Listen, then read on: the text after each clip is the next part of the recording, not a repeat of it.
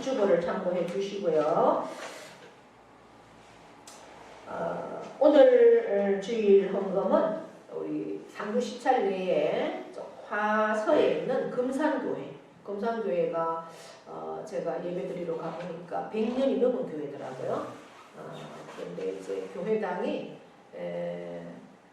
아주 그 예전에 지었던 그러한 예배당인데 저는 그런 예배당을 헐지 않고 보존을 해서 이렇게 놔두면 참 좋겠다. 너무 이제 예배당이 아주 옛날에 유리창도 조그만하게 나무로 이렇게 지었는 그러한 유리창 틀이 나무더라고요. 그래서 그런 걸 놔두면 좋겠다 싶었는데 어떻게 됐는지는 모르겠는데 어쨌든 그 교회가 이제 100년이 넘고다 보니까 그 교회 출신들이 목사님도 계시고 많이 이제 배출이 되시고 하셔서 아마 이제 지금 성도들의 힘으로는 부족하겠지만 이렇게 많은 협력을 받고 이렇게 해서 예배당을 새로 짓습니다. 꽤 크게 짓더라고요. 아주 시골 교회인데도. 그래서 이제 우리 노회 안에서 회의를 해서 한 주일 헌금을 그렇게 이제 하는 걸로 되어 있습니다. 그래서 이번 주일 헌금은 그 교회 건축 헌금으로 들어질 겁니다. 그러니까 우리 공금 서부교회도 시작할 때 노회에서 한 주일 헌금을 도움을 받았는 걸로 저도 알고 있습니다. 그래서 그렇게 이제 교회들마다 협력을 하니까 제가 지난주에 말씀을 안 드린 것 같은데 그렇게 해서 지금 헌금으로 건축 헌금으로 주일 헌금을 보내도록 그렇게 하겠습니다. 요 오늘 주보에 이렇게 사진을 올려놨네요. 보셨어요? 무슨 사진인지? 무슨 사진 같아요? 권사님 이거 무슨 사진 같아요? 주보에? 안 보셨구나. 주문 앞에 딱 갖다 놓으셨는데 이게 지금 주방을 찍은 사진이에요. 지금 주방 공사하고 있거든요. 홍 집사님 그 앞에 갖고 계시네요. 아시겠어요? 뭔지 모르겠죠? 네? 주방 같아요? 네. 근데 뭐 바뀌었죠? 뭐가 바뀐 것 같아요? 사진에. 냉장고가 있던데. 냉장고가 바뀌었죠? 그래, 냉장고 바뀌었어요. 바뀌고 이제 막 그동안 한 3년 정도 안 쓰니까 뭐 엉망이었거든요. 막 청소하는 것도 보통이 아니더라고요. 그런데 제가 막 제가 이번에 자식한 거 이거 굉장히 충격이 컸던 것 같아요. 그래가지고 이 체력이 덜 떨어져요. 그래서 조금만 움직이면 피곤하고 그렇더라고요. 근데 이제 박불사님이 리모델링 하면서 청소도 다 하고 있어요. 그래서 저한테 계속 뭐라 해요. 너무 지저분하다고. 근데 한 3년 안 쓰니까 안 쓰는데 왜 그렇게 지저분해져요? 더 지저분하더라고요. 우리가 이제 쓸 때는 계속 청소하면 쓰니까 괜찮은데 그냥 놔두니까 이게 여름 한 번 지나니까 막 습기가 있으니까 엉망이 되고 이렇더라고요. 근데 막 그거를 다 수세미로 막 세제해서 다 닦아가지고 반짝반짝 했어요. 그 밑에도 장판 이런 거 다 걷어내고 색칠을 하고 벽에도 이제 나무로 다 붙이고 지금 그렇게 완성은 안 됐지만 이제 이 벽면도 옆에 벽면도 지금 다 닦았더라고요. 그래서 지저분한 것들을 이제 하고 이렇게 하고 있는 중입니다. 아직 완성은 다 안 됐는데 그래서 식당도 이제 다 정리해서 그렇게 해야 되고 여러분들 잘 아름답게 진행될 수 있도록 협력해 주시고 기도해 주시면 고맙겠습니다. 성경 말씀 보겠습니다. 사도행전 4장입니다.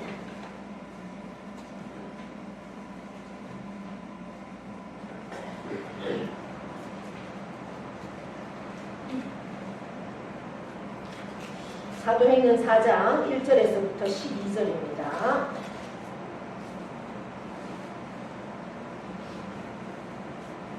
앞에 말씀이 띄워져 있네요.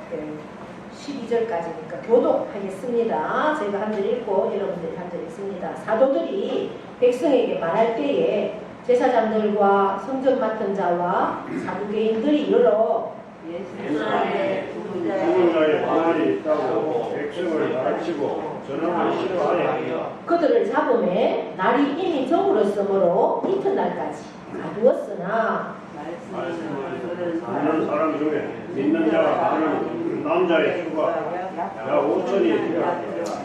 이튿날 관리들과 장로들과 서기관들이 예루살렘에 모였는데 대제사장 한나스와 아야바와 요압과 알렉산더 및 대제사장의 문중이 다 참여하여 사도들을 가운데 세우고 묻되 너희가 무슨 권세와 누구의 이름으로 이 일을 행하였느냐. 베드로와 성령이 충만하여 이르되 백성 관리들과 장로들아 만일 병자에게 행한 착한 일에 대하여 이 사람이 어떻게 구원을 받았느냐고 오늘 우리에게 질문한다면 너희와 모든 이스라엘 백성들을 알라. 너희가 십자가에 못 박고 하나님이 죽은 자 가운데서 살리신 나사렛 예수 그리스도의 이름으로 이 사람이 건강하게 되어 너희 앞에 섰느니라. 이 예수는 너희 건축자들의 부린 돌로서 진 모퉁이의 머릿돌이 되었느니라. 다른 이로서는 구원을 받을 수 없나니 천하 사람 중에 구원을 받을 만한 다른 이름을 우리에게 주신 분이 없음이라 하였다. 아멘. 네, 이 시간 찬양으로 하나님 앞에 영광 올려드립니다.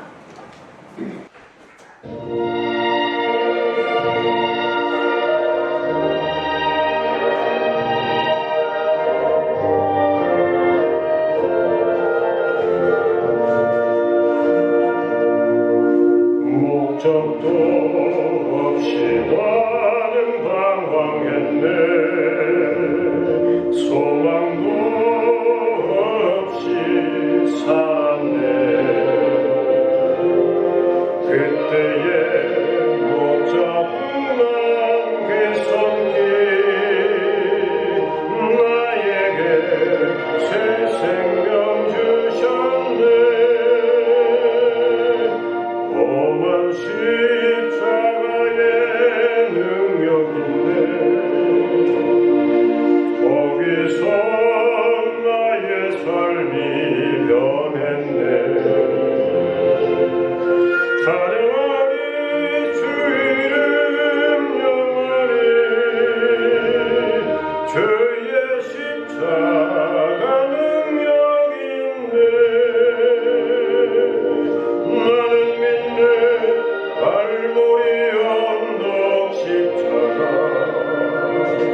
나는 믿네 그 누가 뭐라 해도 이 세상 다 지나가 끝날이 와도 험한 십자가 붙들겠네. 나는 믿네 십자가에서 못 박힌 주 오늘도 새 삶을 주시네.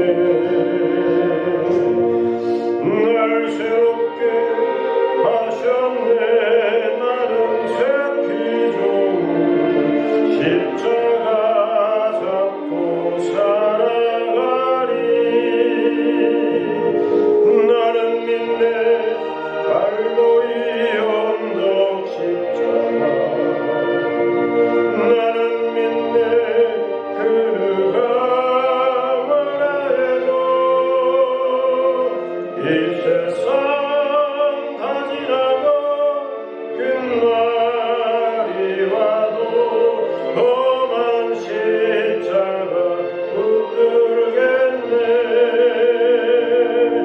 험한 십자가 붙들겠네.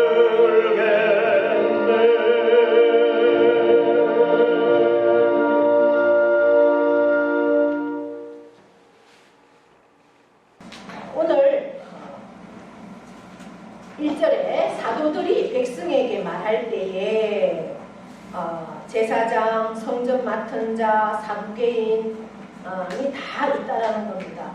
그러니까 이 사도들은 베드로와 요한입니다. 그 제사장, 제사장이 얼마나 권세가 있습니까? 유대교회는. 그리고 성전 맡은 사람들도 마찬가지고, 그리고 특별히 사두개인들 다 이제 고위 관리들입니다.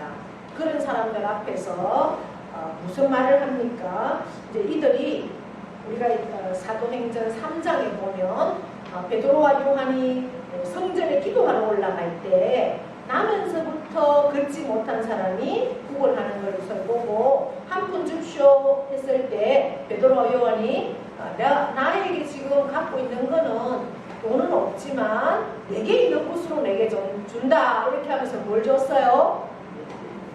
나사렛 예수 이름으로 명하노니 일어나 걸어라 이렇게 명령했잖아요. 그러니까 나사렛 예수 이름으로 명령하면서 했을 때 이 사람이 일어나서 걸었습니다. 그런데 이게 얼마나 좋은 일이에요. 근데 이 사람들은 그것을 트집을 잡는 거예요. 아니 너가 도대체 너들이 뭔데 그런 일을 하느냐. 또 그러면서 이제 그러한 일들을 보고 나면서 또 베드로와 요한이 많은 사람들 백성들 앞에서 이제 설교를 하는 거예요. 살아계신 하나님부터 아브라함, 우리 조상의 아브라함과 이삭과 야곱의 하나님이 우리 조상의 하나님이다. 그리고 창세기부터 모세오경의 말씀들, 그 다음에 선지서들까지 이렇게 쭉 말씀을 선포를 할 때 어떤 일이 일어납니까? 5,000명이 회개하고 그 복음 예수 그리스도를 믿는 역사들이 일어나고 그러한 상황을 보면서 터집을 잡는 거죠. 아니 그 예수도 예수님이 부활하시고 40일 동안 계시다가 예수님께서 마지막 유언으로 주신 말씀이 너희가 성령을 기다리라 이렇게 말씀하셨잖아요.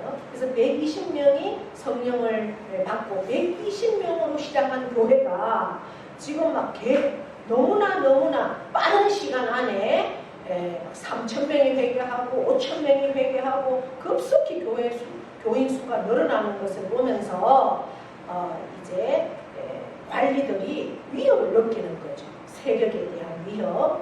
왜냐하면 예수님도 그가 막 기적을 행하면서 많은 사람들이 추종을 하니까 결국은 이 유대 관리들이 종교 지도자들이 사실은 예수님을 십자가에 못 박게 하고 죽였잖아요. 그런데 그 예수님의 제자들이라는 사람들이 또 이렇게 막 세력이 모아지니까 다시 또 그들 위협을 느낍니다. 그래서 따질 수도 없는 나면서부터 걷지 못했던 사람을 세워주는 이러한 역사가 얼마나 귀한데도 그것은 보이지 않는 거예요. 자기들에게 혹시 뭔가 해가 될까봐 그것만 생각을 하고 따지는 거죠. 2절에 보면 예수 안에 너희가 예수 안에서 죽은 자의 부활이 있다고 백성들에게 그렇게 전하는데 되지도 않는 소리 하지 말아라. 예수 믿으면 다시 살아난다고? 어떻게 그런 말을 하느냐. 여기 1절에 사두개인들은 모세오경은 믿지만 천사도 믿지 않고 영혼도 믿지 않고 특별히 부활은 더 믿지 않는 그러한 사람들이었기 때문에 이제 이렇게 부활을 전하는 것에 대해서 굉장히 싫어하는 그러한 상황입니다. 그래서 그들의 권력을 가지고 베드로와 요한을 잡아서 어떻게 합니까? 가두었습니다. 그런데 이들은 육신적으로는 힘이 없으니까 잡혀서 감옥에 가두어져 있지만 그들이 설교하고 말씀 예수 믿으면 다시 산다 라는 우리는 죽는 것이 아니라 영원히 산다라는 그 말씀을 전했을 때 그 말씀을 들었는 사람들은 5천 명이나 되는 수가 이들은 감옥에 가두어져 있지만 회개하고 돌아오는 역사들이 일어났더라는 겁니다. 그런데 우리가 베드로를 생각하면 예수님이 살아계실 당시의 베드로를 한번 생각해 보십시다. 예수님이 물고기 잡던 베드로를 선택을 하시고 이제 나를 따라오너라. 앞으로는 너가 물고기 잡는 사람이 아니라 사람을 낳는 그러한 어부가 되게 해주겠다라는 말을 듣고 이제 베드로가 처음에는 전폭적으로 따라가진 않았겠죠. 그러나 한 번 가보고 또 두 번 가보고 이렇게 하다가 내 모든 일생을 이 사람이라면 그래도 되겠다라는 생각이 들었기 때문에 예수님을 이제 완전 100% 따라다닙니다. 그 시간이 3년이지 않겠습니까? 그러한 3년을 따라 예수님과 동고동락을 해도 베드로는 육신적인 예수님, 이 예수가 기적을 일으키잖아요. 보리떡 겨우 5개와 물고기 2마리 가지고도 그 많은 10,000명 이상이 되는 20,000명씩 되는 사람들을 다 먹이고도 남고 그리고 병든 자들을 다 고치고 이렇게 많은 사람들이 추종을 하고 나는 막 예수님 옆에만 딱 붙어 있으면 나도 한 자리 차지하겠구나 이 마음을 가지고 계속해서 3년을 동고동락하는 겁니다. 그런데 그렇게 해서 이제 그 로마의 정부들을 다 물리치고 이제 예수가 왕이 될 거다 이런 생각을 가지고 그 예수가 왕이 되면 나는 뭐 당연히 가장 1등 공신이니까 제일 요직에 비서실장은 할 수 있을 거야 이런 마음을 가지고 계속 따라다닙니다. 그런데 예수님이 결국 어떻게 됩니까? 이 종교 지도자들에 의해서 잡혀가고 결국은 채찍에 맞고 돌에 맞고 십자가 그때 당시에 가장 극한 처형 심판대가 십자가입니다. 십자가형을 은도를 받고 그 십자가를 지고 골고다에서 죽어가는 그러한 모습을 보면서 이미 예수님이 잡혀가는 그 상황에도 이제 베드로는 내가 3년 동안 완전 헛고생했구나. 이게 아니었는데 이게 뭐지? 지금 우리 여기도 똑같잖아요. 지금 우리 시대에도 어떤 한 사람을 계속 추종을 해서 그 사람 뒤를 계속 닦아줬는데 그 사람이 대통령이 될 줄 알았는데 대통령이 안 되네. 내가 혼빵 내가 왜 저 사람을 위해서 내가 죄를 뒤집었어? 나는 내 죄만 받고 그 사람은 그 사람 죄를 받아야지. 이러면서 지금 자기 실토를 하고 있잖아요. 똑같은 거예요. 육체적인 사람을 따라가는 사람은 내 이익을 위해서 따라가지 그 사람을 위해서 따라가지 않습니다. 베드로도 이제 내가 정신 차려야지. 나도 내 살 길을 찾아야지. 이러면서 멀찌감치 사람들이 있는 곳에 이제 서 있으니까 어떤 요종 하나가 거기서 저 사람 나 봤어. 조그마한 아이가 그래요. 저 예수하고 같이 다니던 사람이네. 그랬을 때 베드로가 보니까 그 여자아이 그 말에 막 놀래가지고 왜 자기도 예수처럼 잡혀갈까봐 아니다 나는 그 사람 모른다 그러면서 막 이렇게 딴 데로 또 옮겨요. 저쪽으로 옮기니까 또 그런 애가 또 한 번 더 얘기하잖아요. 그럴 때도 나는 아니라고. 근데 이제 이 베드로가 출신이 어디예요? 갈릴리잖아요. 이 유대가 아니잖아요. 약간 사투리가 있는 겁니다. 갈릴리 사투리. 그리고 어떤 사람이 맞네. 갈릴리 사투리 쓰는 거 보니까 너 예수 따라다녔네. 한편이네. 이렇게 얘기하니까 나는 아니라고 완강히 거부합니다. 그랬을 때 무슨 소리가 들려요? 다구는 소리가 들리잖아요. 아, 그 소리가 성령의 소리로 들립니다. 예, 동물도 우리 영혼을 깨우는 그러한 역할을 하더라고요. 그 다구는 소리를 들으면서 예수님이 베드로에게 한 말이 생각이 나는 거예요. 너가 지금은 그렇게 큰 소리 치지만 예수님 저는 제 배반하지 않습니다. 내가 왜 배반합니까? 예수님 계실 때 얼마나 큰 소리 쳤어요. 그런데 예수님 그러잖아요. 너가 다 울기 전에 3번이나 나를 부인할 거야. 그 말씀을 하시잖아요. 그 말이 생각이 나는 거예요. 닭소리를 들으면서. 그러면서 이제 그가 힘이 통곡을 하는, 내가 이것밖에 안 되는가? 내가 그 3년의 세월이 무엇이었는가? 이제 그런 생각을 하면서 결국은 예수님이 십자가를 지고 골고다에서 돌아가실 때 베드로는 무서움에, 두려움에 어느 집에 숨어서 문을 잠가놓고 혹시 자기를 잡아볼까봐 그 제자들이 숨어 있었던 그러한 상황이었어요. 그런데 예수님께서 너희에게 부활하시고 나서 베드로는 그 이후에 예수님 돌아가시고 어디 가 있었습니까? 계속 문을 잠그고 있다가 이제는 어떻게 해요? 먹고 살아야 되니까 식솔들도 있고 먹고 살아야 되니까 자기가 원래 하더니 배운 게 그거면 그 일을 하러 가잖아요.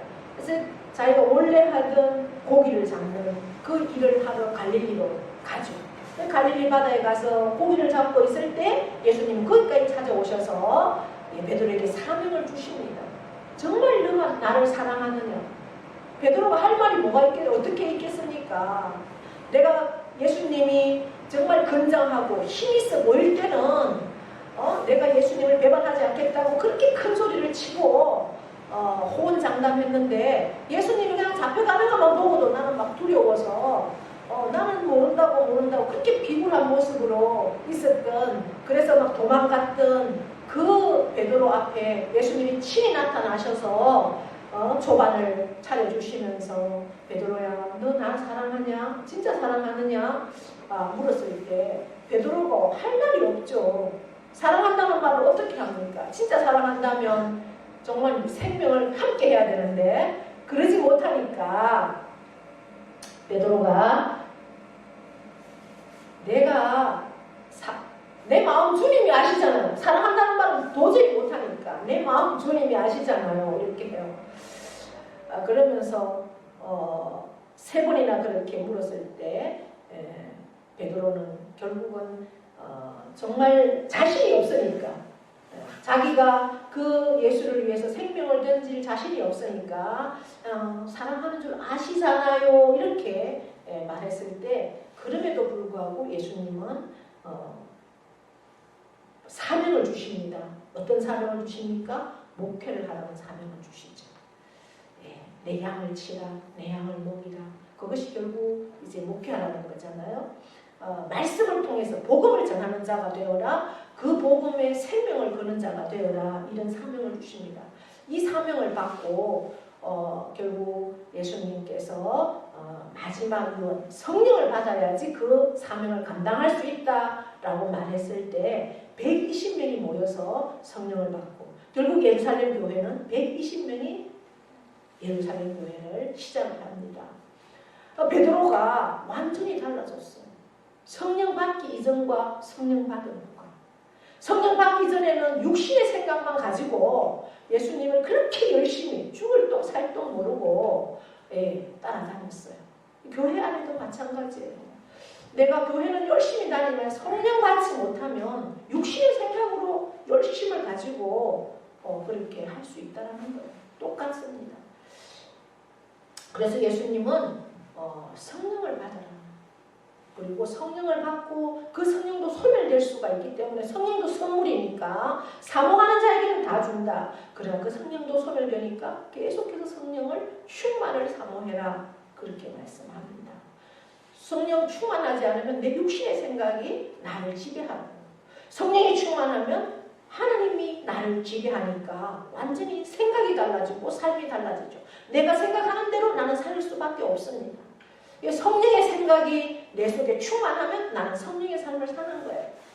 그래서 베드로는 성령 받기 전과 성령 받은 후가 완전히 달라진 삶을 삽니다. 이제 두려움이 없어요. 그때는 두려워서 숨고 도망가고 막 그 꼬마 아이한테도 얼마나 부끄러워요 한번 생각해 보세요. 내가 3년 동안 막 그렇게 열심히 교회를 다녔는데 어떤 핍박 가운데 있을 때 지금도 그렇잖아요. 우리가 3년 동안 얼마나 핍박을 받았어요. 면에서도 계속 전화 오고 어느 날은 면의 그 직원, 경찰서, 파출소장, 경찰들까지 우리 교회에 찾아왔더라고. 예배 드린다고. 제가 그랬거든요. 직원한테. 예배 드리지 마세요 목사님. 그래서 예배를 내가 왜 안 드리냐고. 당신이 면에 가서 일을 해서 월급을 받는 것처럼 목사가 할 일은 예배를 드리는 거다.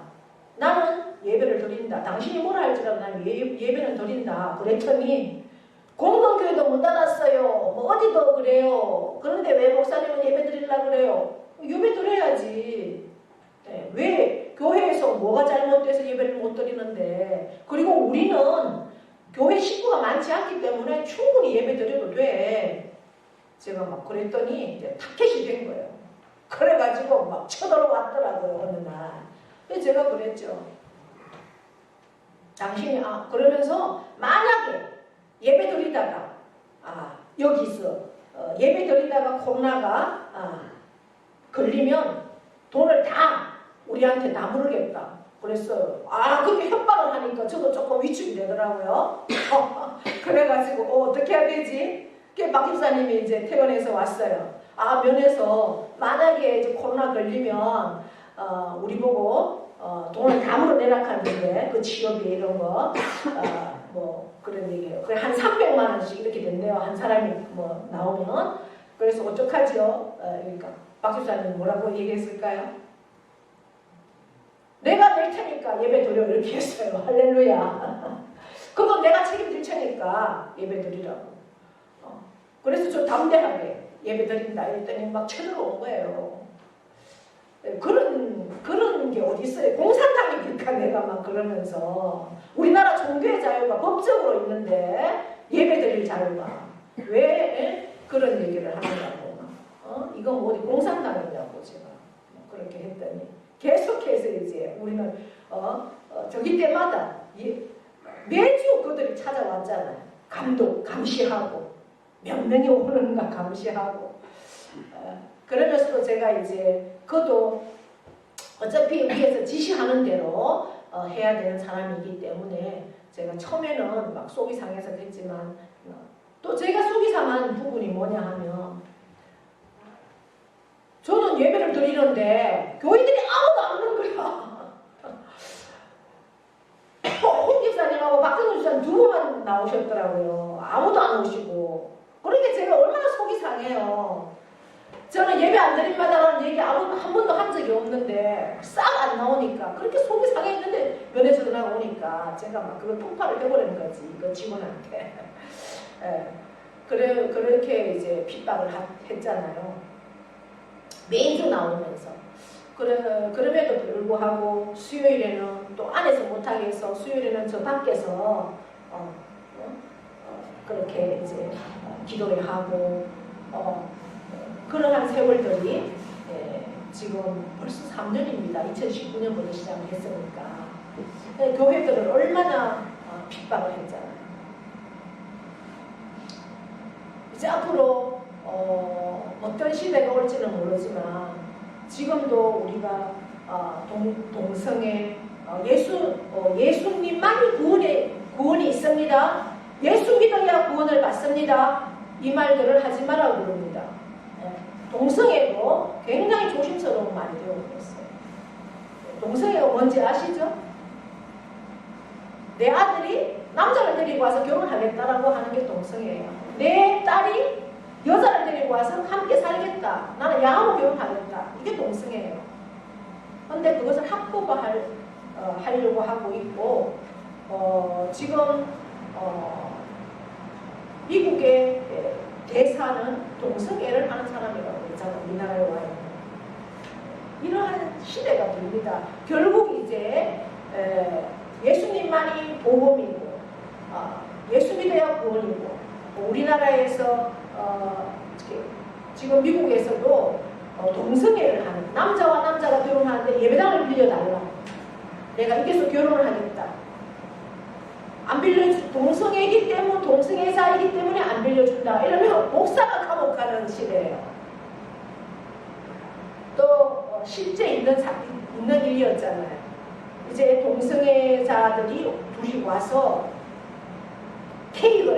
결혼 케이크를 주문을 했더래요. 근데 그분이 그냥 만들어주면 되는데 이분도 워낙 신앙이 미국은 아무리 지금 타락을 해도 그래도 70% 이상이 기독교인입니다. 워낙 신앙으로 말씀으로 세워진 나라이기 때문에 저 나라를 하나님이 지금도 쓰십니다. 난 동성애자에게는 팔 수 없다. 케이크. 그래갖고 그 사람이 벌금을 어마어마하게 물고 감옥 가고 이러한 일들이 우리나라에도 이제 그 일들을 하려고 차별금지법이란 이름 가지고 국회를 통과시키려고 얼마나 지금 발악을 하고 있습니까? 거기 안에는 모든 동성애까지 다 포함되는 거예요. 그 날이 우리도 멀지 않았다라는 거예요. 그럼에도 불구하고 이 정권하고 우리는 담대히 예수 이름을 걸고 싸울 수 있는 믿음이 있느냐? 우리에게 묻고 있다.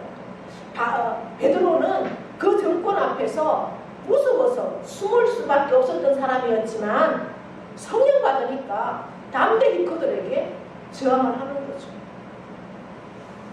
그러면서 왜 너희들은 오늘 8절에도 보세요. 베드로가 성령이 충만하여 이렇게 합니다. 그러면서 백성의 관리들과 장로들에게 이렇게 합니다. 병자에게 행한 일이 내가 착한 일이 아니냐. 그런데 이 사람을 왜 그렇게 만들었느냐고 질문한다면은 나는 이렇게 말하겠다는 거예요. 10절 보십시오. 너희가 십자가에 못 박고 하나님이 죽은 자 가운데서 살리신 나사렛 예수 그리스도의 이름으로 이 사람이 건강하게 되어 너희 앞에 섰느니라. 나는 이 예수를 전하겠다는 거죠. 그 사람이 고침을 받고 안 고침 받고는 내 능력이 아니다. 예수님의 능력이다. 나는 단지 그 믿음을 가지고 예수 이름으로 선포했을 뿐이고 나머지는 예수님이 하신 거고 하나님이 하신 거다. 그러면서 이 예수는 누구냐? 너희가 그렇게 정말 쓸모없는 버린 돌처럼 그렇게 죽여버렸지만 결국은 살아나시고 지금은 하나님 보좌 우편에서 우리를 위하여 처소를 준비하고 반드시 마지막 심판 때에 심판의 주님으로 이 땅에 오실 것이다. 너희들이 그렇게 건축자들이 버린 돌처럼 쓸모없는 것처럼 보였지만 결국은 뭐라는 거예요? 머릿돌이 됐다. 그러면서 12절 함께 읽어봅니다. 다른 이로서는 구원을 받을 수 없나니 천하 사람 중에 구원을 받을 만한 다른 이름을 우리에게 주신 일이 없음이라. 아멘. 그래요. 그 구원을 계속해서 전하는 거예요. 이러한 능력이 어디에서 나왔다? 그 정권, 어마무시한 사람 하나 죽이는 거는 일도 아닌 그 많은 사람들이 추종하는 예수도 그들이 십자가에 죽였는데 베드로 나 하나 죽이는 건 일도 아니에요. 그런 사람들 앞에 담대하게 예수를 전할 수 있었다는 것은 뭐예요? 성령 충만하지 않으면 할 수 없고 내가 지금 살아있는 것도 이 한순간에 목숨이 붙어있는 것, 오늘 하루를 사는 것 내 힘이 아니라는 거예요. 하나님이 주관하셨기 때문에 오늘날 이 복된 자리 예배의 자리에 앉을 수 있고 오늘로 생명으로 살 수 있고 나는 이 시간 예수 복음 전하다 죽으면 나는 순교자이고 영원한 천국 하늘에서 살 수 있다는 그 소망, 그 능력, 그 확신이 있으니까 담대하게 선포할 수 있다는 겁니다. 할렐루야. 그러기 위해서 이 말씀 안에서도 우리가 성령 충만을 사모하지 않으면 안 돼요. 이제는 더 악합니다. 이 세상은 계속 돈이 제일이야, 돈이 능력이야, 돈이 주인이야, 돈이 신이야 라고 말하는 이 세대 가운데 돈이면 뭐든지 할 수 있는 이러한 시대,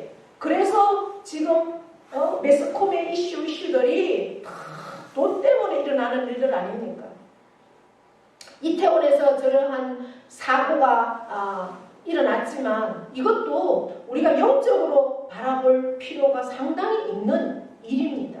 얼마나 지금 미스테리한 일들이 많이 일어나고 있으니까. 네. 아무리 사람이 넘어져가지고 죽어도요, 저렇게 많은 인원이 다친 사람보다 더 많잖아요. 어떻게 사람들이 넘어져서 부상자보다 죽는 사람이 더 많습니까? 그게 굉장히 미스테리한 일이라고 그래요. 일본에서 지금 우리보다 몇십 년 전에 저러한 사고가 있었을 때 100몇 명이 다치고 죽은 사람은 겨우 20명이었다 그래요. 그러니까 이러한 일들이요, 우연히 일어나는 것 같습니까? 우리가 영적으로 이런 것도 바라볼 필요가 있는 거예요. 그래서 더 우리는 나라와 민족을 위해서 기도해야 할, 정말 복음으로 통일되고, 우리가 통일이 되지 않고 분단 국가이기 때문에 이러한 계속 일들이 일어납니다. 우리는 내 생명 하나 부지하는 것이 중요한 게 아니라 우리는 모두가 지도자예요. 세상의 지도자입니다. 하나님의 사람들. 나도 내 영혼도 중요하고 내 삶도 중요하지만 내 하나가 중요한 게 아니에요. 내 가정 구원으로 복음으로 세워야 되고 내 민족도 우리가 책임져야 하는 것이 저와 여러분의 사명입니다. 이러한 일들을 우리가 생각해 볼 때 그것이 성령 충만하지 아니하고는 어떻게 이런 일을 감당하겠습니까? 늘 나 하나 살려고 아둥바둥 그렇게 될 수밖에 없어요. 베드로의 애적의 모습과 성령 충만의 모습을 다시 한번 생각하시면서 우리가 사모하셔야 돼요. 성령을 사모하셔야 되고 성령을 사모하는 자에게 반드시 주신다고 했어요. 그러면서 무슨 말씀? 성령을 사모하는 자에게 고기를 달라고 생선을 달라고 하는 자에게 뱀을 주겠느냐? 떡을 달라고 하는 자에게 돌을 주겠느냐? 그 말씀을 하시죠. 성령을 사모하는 자에게는 성령을 주신다고 했어요. 성령을 사모하시면 또 성령을 받으시고 성령 받고 나면 그 충만한 삶을 통해서 이제는 예수 그리스도를 전하는 그러한 능력의 사명을 감당하는 저와 여러분 다 될 수 있기를 축복합니다. 네, 하나님 아버지 고맙고 감사합니다. 오늘도 저희들 복된 자리에 앉게 하셔서 귀한 말씀 주셨습니다. 아버지 하나님, 사모하는 자에게, 간구하는 자에게 하나님은 좋은 것으로 주신다고 하였습니다. 그 좋은 것은 성령입니다. 우리가 예수 믿는다고 교회 다닌다고 하면서 성령 받지 못하고 성령 충만하지 못하면 늘 나밖에 없습니다. 아직도 내가 주인입니다.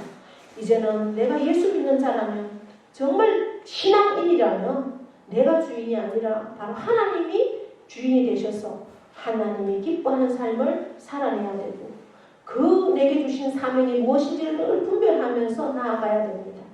생명은 하나님의 것입니다. 내가 살고 죽는 것, 그것은 하나님 손에 맡길 수 있는 능력도 성령이 아니고서는 우리에게 감당할 수가 없사오니 주여 우리 한 심령에게 사모하는 마음 주시고 그 사모하는 자에게 성령을 주셔서 늘 성령을 기쁘시게 할 수 있는 그 삶을 살아낼 수 있도록 은혜를 베풀어 주시옵소서. 감사드리며 예수 그리스도의 이름으로 기도하옵나이다. 아멘.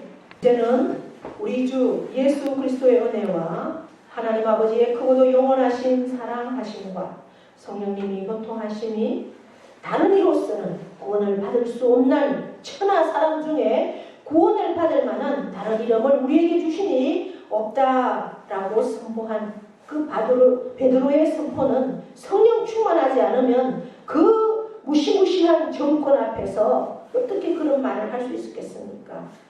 오직 나사렛 예수 이름만이 능력인 것을 우리가 다시 알게 하시고 내 생명의 주관자인 것은 하나님이시라는 것을 다시 알게 하시고 깨닫게 하신 하나님, 우리 한 심령 가운데 성령 충만을 주셔서 참으로 내 생명 다하는 그날까지 하나님께서 내게 맡겨주신 귀한 사명이 무엇인지를 분별하고 그 사명을 따라서 주님 앞에 온전히 서기를 결단하는 사랑하는 모든 심령 유해와 그 가정과 자녀와 일터와 농토와 학업 위에 영원토록 함께 하시기를 축원하옵나이다. 아멘.